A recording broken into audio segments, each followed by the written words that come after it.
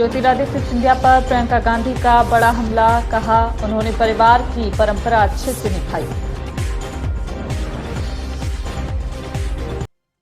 दिल्ली मुख्यमंत्री केजरीवाल ने मंत्री आतिशी की चीफ सेक्रेटरी को हटाने वाली रिपोर्ट एलजी को भेजी।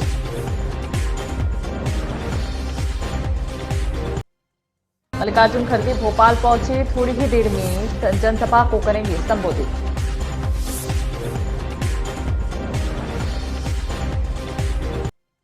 अयोध्या के कायाकल्प में काशी भी निभा रहा भूमिका, विकास कार्य के लिए वाराणसी से जारी होता है बजट।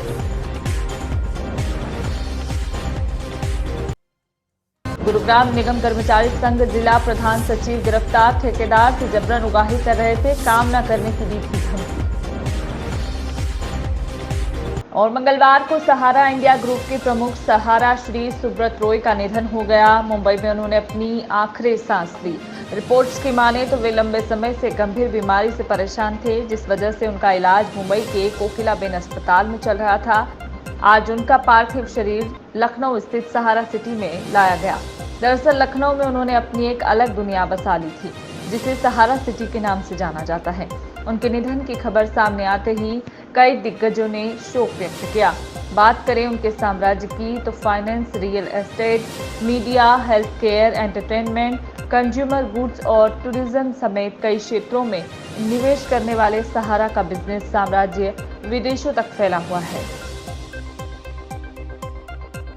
अगर इनके शुरुआती जीवन की बात करें तो 10 जून 1948 को बिहार के अररिया के एक मध्यम वर्गीय परिवार में जन्मे सुब्रत रॉय ने अपनी प्रारंभिक शिक्षा कोलकाता के होली चाइल्ड स्कूल से पूरी की।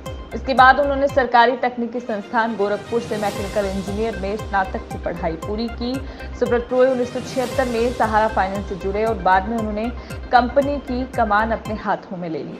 इसके बाद 1990 के दशक में वे लखनऊ चले गए और यहां कंपनी का हेडक्वार्टर बनाया। इसी साल सुब्रत रॉय ने 217 आत्मनिर्भर टाउनशिप को कवर करते हुए सहारा सिटी परियोजना शुरू की। इसके बाद तो इनके बिजनेस का साम्राज्य फैलता ही चला गया। एक समय था जब सुब्रत रॉय लखनऊ में कई भव्य कार्यक्रमों का आयोजन करते थे। उनकी पेज 3 पार्टियों में कई बड़े सितारों को शामिल होते देखा जाता था। न सिर्फ भारतीय बल्कि कई विदेशी नेताओं के साथ उनके अच्छे संबंध थे। उनके बढ़ते नाम और पहचान के चलते सहारा प्रमुख सुब्रत रॉय की सुरक्षा के आगे तत्कालीन सीएम की सिक्योरिटी भी फेल नजर आती थी। प्राइवेट सुरक्षा गार्ड और भारी पुलिस बल रॉय के साथ रहता था। सहारा के बड़े कई विदेशी गाड़ियां और पुलिस सरकारी वाहन शामिल थे। इसके साथ उनके साथ वकीलों का एक पैनल भी हमेशा चलता था। सुब्रत रॉय का सहारा समूह करीब एक दशक तक भारतीय क्रिकेट टीम का स्पॉन्सर रहा। उस जमाने में सहारा समूह की संपत्ति 11 अरब डॉलर के पार थी। खबरों की माने तो न्यूयॉर्क के प्लाजा होटल और लंदन के ग्रासवेनर हाउस पर भी सुब्रत रॉय का मालिकाना हक रहा है। इसके अलावा वह फॉर्मूला 1 रेसिंग टीम के मालिक भी रहे हैं। अब अगर बात करें सहारा ग्रुप के निवेशकों की तो इस वक्त सहारा ग्रुप के पास 9 करोड़ से अधिक निवेशक हैं। इसके साथ ही उनकी सहारा कंपनी की नेट वर्थ 2,59,900 करोड़ रुपए है। आज के समय में भी लखनऊ से लेकर विदेशों तक में उनके ऑफिस, मॉल और इमारत खड़ी है। आज सदी के इस महानायक ने हम सभी को अलविदा कहा है। सिटीजन वॉइस की तरफ से इन्हें भावभीनी श्रद्धांजलि। जय हिंद। तबीयत थोड़ी बिगड़ी परसों, हाँ तो आए, पर वही हमको तो वही लगता था कि चलो थोड़ा स्टेबल होके जाएंगे, बट अचानक I don't know what to say. हमारे लिए तो बहुत करीब से हम उनको जानते हैं और मैं कह सकता हूँ कि इतना बड़ा देशभक्त, इतना पैशन कंट्री के लिए और हर पर्सन जो उनसे जुड़ता था उनके साथ उनका एक जो पर्सनल रैपो होता था, जिस तरह वो एक एक का ख्याल रखते थे पर्सनली, वो ऐसे ही नहीं सहारा परिवार कहते हैं हम लोग। हम उस संस्था में 6-6 साल टॉप लेवल पे काम कर चुके हैं और आपको बता सकते हैं कि जब वो अपनी संस्था को एक परिवार कहते थे तो सच में एक परिवार की तरह चलाते थे।